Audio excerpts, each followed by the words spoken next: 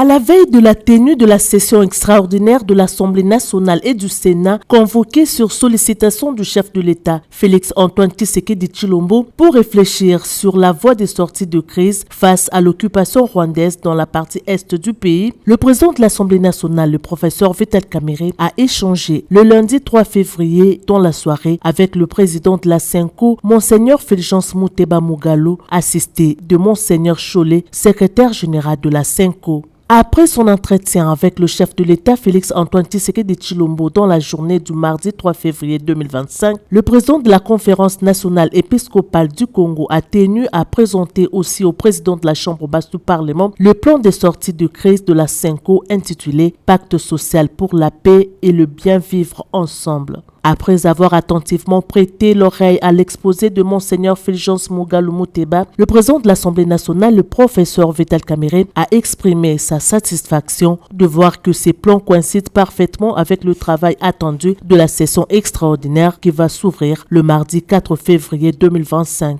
Ils ont profité de cette occasion pour se mettre d'accord sur certains points essentiels qui pourront notamment être soumis au débat à la plénière lors de la session extraordinaire, chose qui pourra permettre l'intégration des observations de la Senko dans la proposition finale de l'Assemblée nationale. La démarche de la Senko vise à mettre définitivement fin à la guerre à l'est du pays et ramener la RDC et son peuple sur les chemins de la paix. Le président de la Senko a fait savoir que ces plans de sortie de crise sera présenté aux forces vives de la République, aux acteurs politiques de l'opposition ainsi qu'aux autres chefs d'État africains.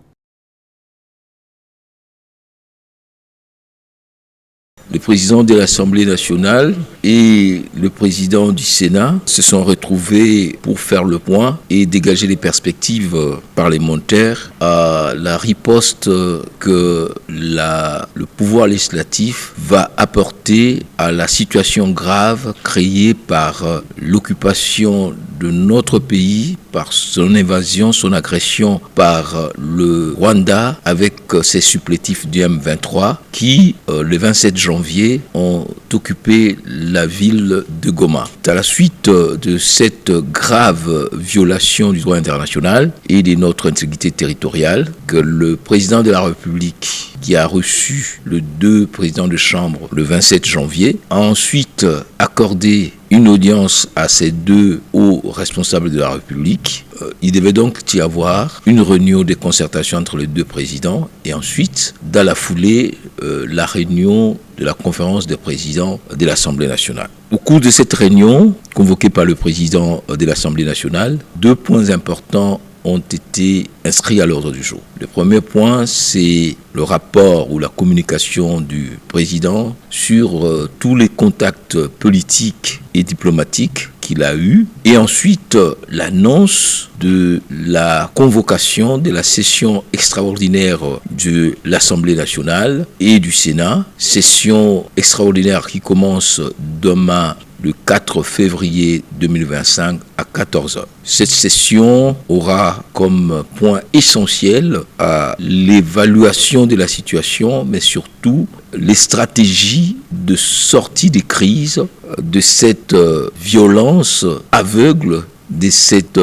guerre que nous subissons depuis 30 ans à l'est de notre territoire et qui met en danger l'ensemble de la région de Grand Lac. Donc, les députés sont convoqués en session extraordinaire à partir de demain 4 février à 14h pour avoir l'état des lieux de la situation, mais surtout proposer une voie de sortie politique et diplomatique, étant entendu que les schémas opérationnels et militaires est de la compétence du commandant suprême des forces armées. Sur ce point, dans les discussions, il s'est dégagé un élément important. L'impératif de la cohésion nationale, l'impératif de l'adhésion de tous les peuples congolais à cette volonté de protéger notre territoire, de faire cesser cette guerre injuste autour du président de la République, chef de l'État et commandant suprême des forces armées de la République démocratique du Congo. À côté de ces points essentiels, le Parlement abordera un point secondaire, à savoir la prestation des serments